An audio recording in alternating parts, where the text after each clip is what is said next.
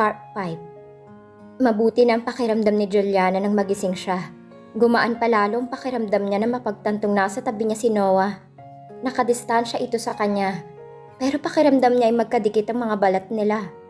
Nang kumilos siya ay nagising ito. "Are you okay, Juliana?" Tumango siya at saka tumitig sa mukha nito. Naalala niyang gustong mangyari ni Donna. Gumuhit ang pait sa mukha niya. "Juliana, bakit?" Worried na tanong nito. Sa tingin niya ay problemado rin ito. Kung ipagtapat niya ang problemang hinaharap niya ay tiyak na lalo pang madaragdagan ng problema nito. Ayaw niya yung mangyari. Hindi niya gustong dagdagan pa ang sakit na dinadala nito sa puso. "Wala akong problema, Noah," aniya. Sinikap niyang ipakita rito na masigla siya. Bumangon ang asawa. "Ano ang gusto mong kainin?" "Hindi ako nagugutom." Ayaw niyang kumain. Wala siyang kagana-gana. "Hindi pwede. Kailangan mong kumain kahit kaunti lang. Half cup of rice is enough. Kumain ka na lang ng maraming prutas." Kahit hindi siya sumang-ayon ay lumabas na ito ng silid. Nang magbalik ito ay may dala ng tray. Marami nga iyong prutas. Ang ulam niya ay gulay at isda. "Maganda ito sa kalusugan mo." Sinubuan siya ni Noah. Nakapagdulot yun sa kanya ng ligaya kaya hinayaan na lamang niya ito. Naubos niya ang kanin at ulam. Marami rin siyang nakain na prutas. "That's my lady." Natutuwang wika ni Noah. Ani mo siya, baby, na pinainom nito ng gamot pagkatapos. "Maghintay ka muna ng mga 30 minutos bago ka matulog ulit." "Yes, Doc." Ani ang napapangiti. Hinawakan nito ang kanyang baba. Pinisil naman niya ito sa ilong. Pagkatapos ay nagkatitigan sila. Hindi niya maipaliwanag ang damdaming bumangon sa kanya ng mga sandaling yon. Abala siya sa pag-aanalisa sa sarili niyang damdamin. Nang marinig niya ang buntong hininga nito, nawala siya sa konsentrasyon. "Ilalabas ko lang muna tong tray, Juliana." Paalam nito sa kanya. Subalit hindi na ito bumalik. Nakatulugan na lamang niya ang paghihintay sa asawa. Hindi mapakali si Juliana sa higaan. Gising na siya at mabuting-mabuti na ang pakiramdam. Subalit binabagabag ang isip niya ni Donna. Hindi niya mapigil ang mga buntong hininga. Bumukas ang banyo at lumabas mula roon si Noah. Batid niyang sa katabing silid ito nang galing. Halatang bagong gising ito. "Juliana, kamusta ang pakiramdam mo?" "Mabuti na. Okay na ako." Naupo ito sa gilid ng kama ngunit hindi nagsalita. Tila pinapakiramdaman siya. Kumatok ang maid si Aling Melda. Ipinaalam na nasa sala si Donna. Naalarma kaagad si Juliana. Tingin niya ay ganoon din si Noah. Nagkatinginan pa nga sila ng ilang segundo. "Haharapin mo ba?" Tanong nito. Tumango siya. Inalalayan siya nitong bumangon. Hinatid pa siya nito sa sala. Pababa pa lamang siya ng hagdanan ay kitang-kita na niyang pagdilim ng mukha ni Donna. "Leave us, Noah." Sabi agad nito nang ganap silang magkalapit. "Meron kaming importanteng pag-uusapan." Idiniin nito ang huling salita. Marahang pinisil ni Noah ang palad niya bago sila iniwan. "Kailangan mong sumama sa akin ngayon," wika ni Donna sa naguutos na tono. "Kagagaling ko lang mula sa lagnat. Hindi pa ako pwedeng umalis at baka mabinat ako." Pinukulan lamang siya nito ng isang nagbabantang tingin. "Wag mo ako nga artehan ng ganyan kung ayaw mong madulas ang dila ko." "Donna, hindi ko gagawin ang gusto mo." Mariing wika niya. Tumindig ito. "Okay, fine. Pupunta na ako kay Lola kung ganon. Kailangang malaman na niya." Maagap niya itong hinawakan sa braso. "Wag, utang na loob." Tumawa ito. Takot na takot kang bawiin sa'yo ni Lola ang mga ari-arian niya, tiba? "Hindi yun ang concern ko, kundi ang damdamin ni Lola." "Ang drama mo talaga." Naiiling na wika nito. "Come on, may ipapakilala ko sa iyong lalaki." "Donna, nahihibang ka na. Tumigil ka." Singhal nito. "Sumama ka sa akin ngayon kung ayaw mong malaman ni Lola ang panloloko mo." "I'll fix myself." Nanlulumong wika niya. Pagbibigyan na muna niya ito sa ngayon. Pero hindi siya makikipag-affair kahit kaninong lalaki. Mawawala na muna siya bago mangyari yun. Gumagana ang isip ni Juliana kung paano niya lulusutan ang kinasusuungang problema. Habang papanhik siya ng hagdan. Hindi maaaring magtagumpay si Donna sa panggigipit sa kanya. Dahil sa kaiisip ay hindi niya kaagad napansin si Noah na nasa may hallway. "Are you okay?" Worried na tanong nito. Tumango siya. "May pupuntahan kami ni Donna." "Kaya na ba ng katawan mong umalis ng bahay?" Nag-aalala nitong tanong. "Baka hindi mo pa kaya." Kaya na niya. Nag-alibay lang siya kay Donna kanina. Hindi nga lang siya nakalusot sa pasaway na kapatid. "Hindi ba ako pwedeng sumama sa lakad niyo?" Hindi. Maikli niyang sagot. Hinawakan siya ng asawa sa siko at hinatid sa kanyang silid. Pagkatapos ay lumabas na kaagad ito. May ilang minuto muna ang kanyang pinalipas bago siya nag-ayos ng sarili. Pagbaba niya ng hagdan ay natutup niya ang bibig sapagkat ang nakita niyang eksena ay hindi niya gusto. Nakapulupot si Donna sa batok ni Noah. Halos maglambiti na ito sa kanyang asawa. Naramdaman niya nag-react ang mga muscles niya. Kagatang pang ibabang labing iniwas niya ang paningin. Nang muli siyang tumingin sa direksyon ng dalawa ay nagpupunas na ng bibig si Donna. Si Noah naman ay papanhik na ng hagdan. Halatang nagulat ito nang makita siya. Gumuhit sa mukha nito ang guilt. May kung ilang segundo silang nagkatitigan. Walang imik si Juliana habang sakay sa kotse ni Donna. Ni hindi niya magawang tiningnan ito. "Gusto ko si Noah. Kahit wala siyang kakayahan na bigyan ako ng anak." Sabi nito sa tonong halatang iniinis siya. Hindi siya nag-react, nanatiling nakabaling sa labas ng sasakyan ang paningin niya. "Hinalikan ko siya kanina, para siyang tuod. Pero nasisiyahan pa rin ako. Nakaka-challenge ang asawa mo, sister." "Wala kang delikadesa, Donna." Hindi nakapagpigil na wika ni Juliana. "Tigilan mo ng paglapit kay Noah. Hindi ako sumusunod sa utos ng kahit sino. Gagawin ko ang lahat ng gusto ko at walang sino mang makakapigil sa akin." Nanlulumong isinandal ni Juliana ang likod sa backrest ng upuan. "Kasalanan mong lahat ng ito, Juliana. Wala kang ibang dapat sisihin kundi ang sarili mo. This is the price you have to pay." Mariin niyang ipinikit ang mga mata. Kumirot ang ulo niya dahil sa mga tinuran nito. "Hindi sa lahat ng pagkakataon ay kakampi mo ang mundo, Juliana." Wika nito kasunod ang nakakalokong tawa. Iginala ni Juliana ang paningin sa beach resort na pinagdalhan sa kanya ni Donna. Mangilan-ngilan lamang ang tao roon. "Come on!" Hinila siya nito sa braso at dinala sa isang open cottage. May kung ilang minuto silang nakaupo roon. Pagkatapos ay nilapitan sila ng isang lalaking naka-skimpy swimming trunks. Napasimangot siya nang titigan siya nito. "Siya na ba, Donna?" Tanong nitong hindi inalis ang tingin sa kanya. "Siya na nga," sagot ni Donna. "My dearest sister, Juliana. Sis, this is Jerome Vasquez." "Hi." Tipid na wika niya at saka alanganing iniabot ang kamay rito. Sinunggaban kaagad nito iyon at pinisil pa ang kanyang palad.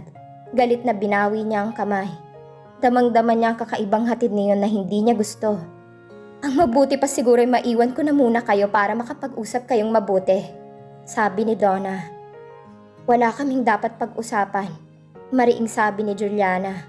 Naramdaman niyang namumula na ang kanyang mukha sa galit. Ngumiti nang makahulugan sa kanya si Donna. Pagkatapos ay iniwan na sila nito.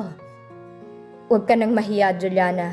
Sinabi na sa akin ng kapatid mo ang sitwasyon mo. She offered me money. Pero ngayong nakita na kita, hindi ko na yung tatanggapin." Hinawakan nito ang mukha niya. Nakatanggap ito ng sampal sa kanya. "Hey!" Hanitong napaatras. "What's wrong with you?" Hindi siya sumagot. Nakatiimbagang lamang siya. Wala itong karapatang hawakan maski ang dulo ng daliri niya. Tinangka siya nitong yakapin, ngunit maagap niya yung naiwasan. Muli niya itong sinampal. "Kainis, anong problema mo?" Pagmumura nito, at saka tinawag si Donna.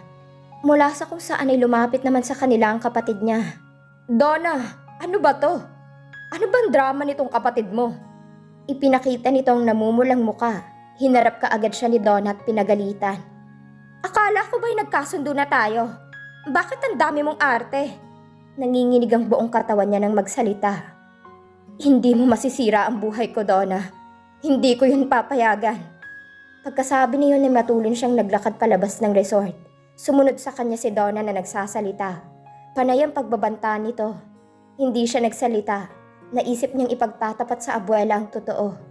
Bahala na kung kamuhian siya nito. Mas matatanggap niya yon kaysa masira ang dangal niya. Ma'am Juliana, mabuti at dumating ka. Humihingal na salubong sa kanya ng maid pagpasok niya ng gate. Bakit? Si Doña Linda kasi inatake sa sakit sa puso. Nasa kwarto niya si Dr. Cruz. Kaagad siyang nagtungo sa silid ng abuela. Hindi na ito dapat na maulit.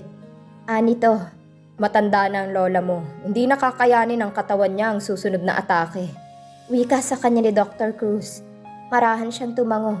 Wala na siyang balak na sabihin dito ang totoo. Si Noah na lamang ang kakausapin niya mamaya. Dito siya hihingi ng tulong kung anong pinakamabuting gawin. Halika rito, apo. Tawag sa kanya ng abuela. Lumapit ka agad siya rito. Hindi napipigil ang pagtanda ng tao. Hindi rin natin hawak ang buhay natin. Pero isa lang ang masasabi ko sa'yo, apo. Mahal na mahal kita. Hindi ko gustong saktan ka. Napaluha ito. Napaluha na rin siya. Guilty na guilty. Mahal na mahal ko rin kayo, Lola. Alam ko yan. Kahit hindi mo sabihin ay alam ko. Nararamdaman ko. Lalo siyang napaluha.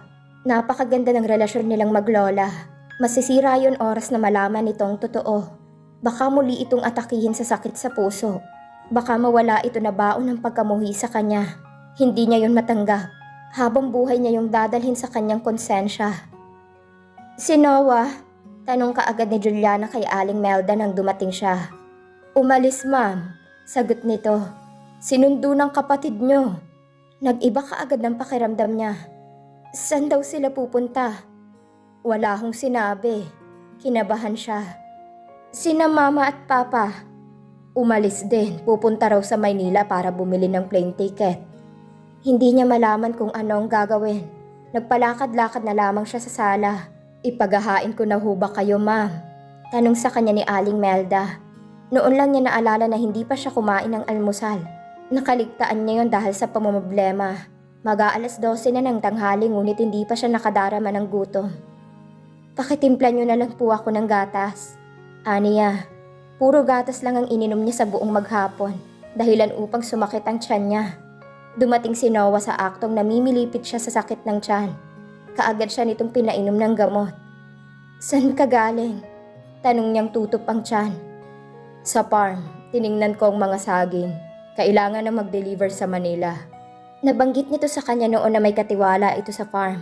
Hanito hindi na ito nakikialam sa pamamalakad sa mga kabuhayan ng pamilya nito sa Polillo.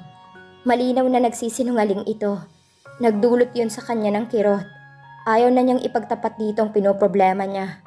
Naghintay siyang usisain itong lakad nila ni Donna, ngunit nabigo siya. Pakiramdam niya ay nagbago na talaga ang asawa. Napabuntong hininga si Juliana. Take your lunch para makapagpahinga ka na. May lalakarin pa ako.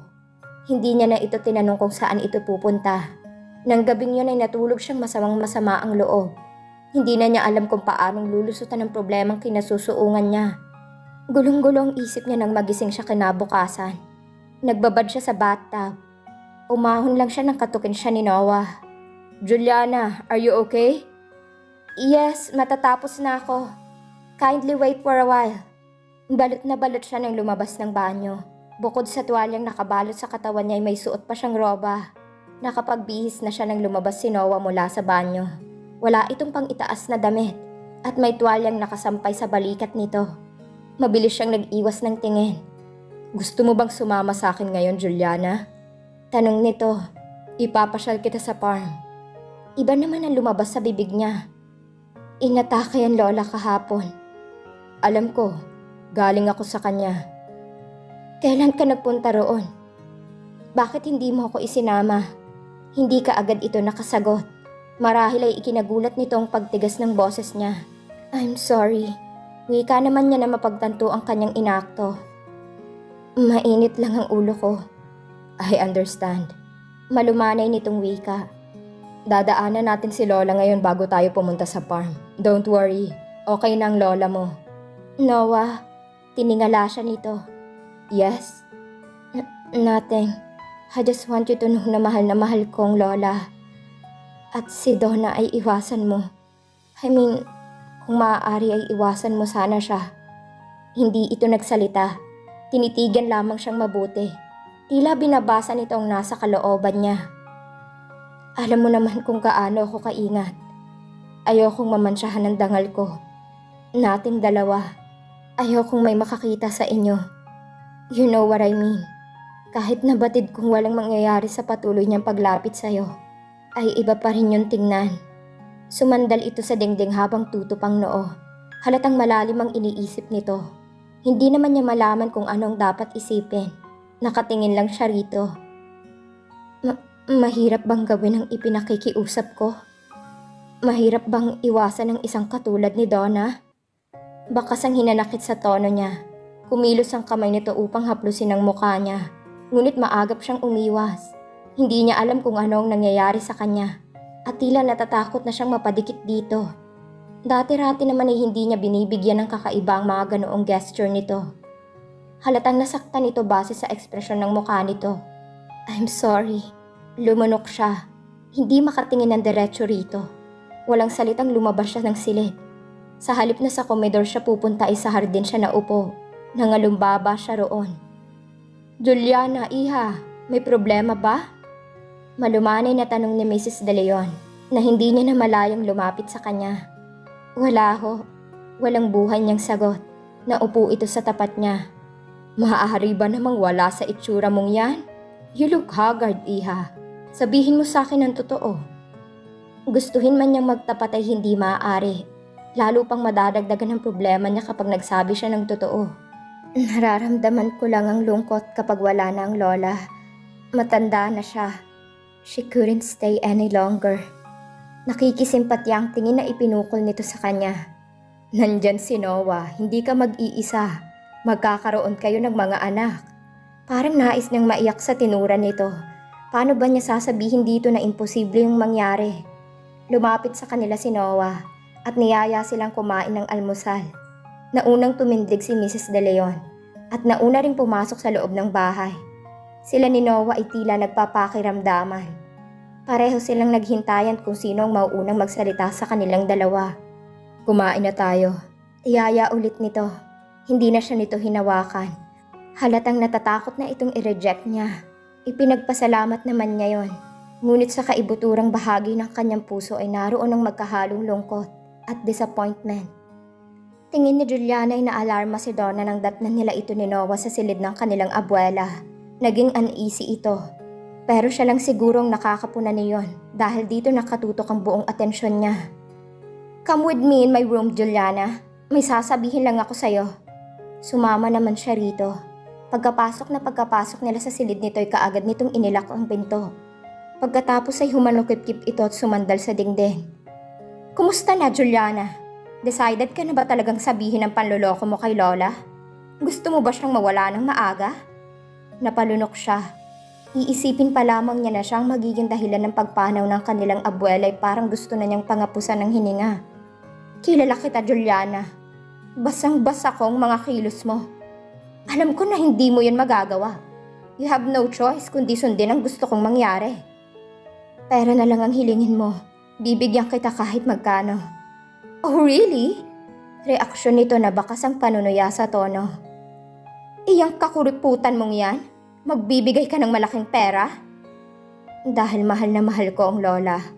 Walang katumbas na halaga ang pagmamahal ko sa kanya, Donna. Lola natin siya. Dapat ay ganun ka rin sa kanya. Tumulo ang mga luha niya sa sobrang sama ng loob. Saglit itong nawalan ng imik. Subalit kaagad ding nakabuelo. Hindi ako minahal ni Lola katulad ng pagmamahal niya sa'yo. Ang lahat ay ginagawa niya hindi dahil sa pagmamahal, kundi dahil lamang sa obligasyon. Sorry, hindi ko mahal ang Lola. Kahit ano pa man ang sabihin mo, Lola pa rin natin siya. Tama ng drama. Ibigay mo sa akin ang kalahating kayamanang minana mo kay Lola, kapalit ng pagtikom ng bibig ko. Nangihinayang siya ng labis sa kayamanang nakatakda nitong maubos. Subalit mas nangingibabaw ang pagmamahal niya sa kanyang abuela. It is fair enough, Juliana. Kung tutuusin nga ay dapat sa akin napunta ang lahat. I'm about to get married. Nakauna ka lang. But for sure ay marriage for convenience lang din yon. Wika niya. Normal ang lalaking pakakasalan ko sana. The marriage will be consumed. Hindi katulad ng sayo. Napakagaling mo. Kinuha mo ang lahat. Napanatili mo ang kalinisan mo tapos nakuha mo pa ang Sebastian Properties. Kung marunong ka lang sanang magpahalaga sa kayamanang pinaghihirapan ng mga ninuno natin, Donna, ay walang dahilan para pagkaitan kita. Maniwala ka. Payag ako kahit ang matira sa akin ay sapat lang para mabuhay ako sa araw-araw. Ang dami mong drama. Diretsahin mo na ako. Ibibigay mo ba o hindi? Ibibigay ko. Agap niya. Kaya lang ay wala pa naman sa akin ng papeles. Problema ba yan? Hingin mo na kay Lola. Okay, Donna. Ihingin ko. Kakausapin ko kaagad ang abogado ko. Hinggil sa bagay na ito. Good! Hindi ka pala mahirap kausap. Kung sa simula pa lang ay sinabi mo na yan ay nagkasundo na sana kaagad tayo. Kahit paano ay napanatag ng kaunti ang kalooban niya. Tiningnan niya ang reaksyon ni Donna. Tila hindi na ito makapaghintay na maisalin sa pangalan nitong kalahati ng kayamanan ng mga Sebastian. Mapanintigan kaya ni Donna na hindi sabihin sa abuela ang nalalaman nito? At dito na po nagtatapos ang kabanata ng ating kwento. Maraming salamat po.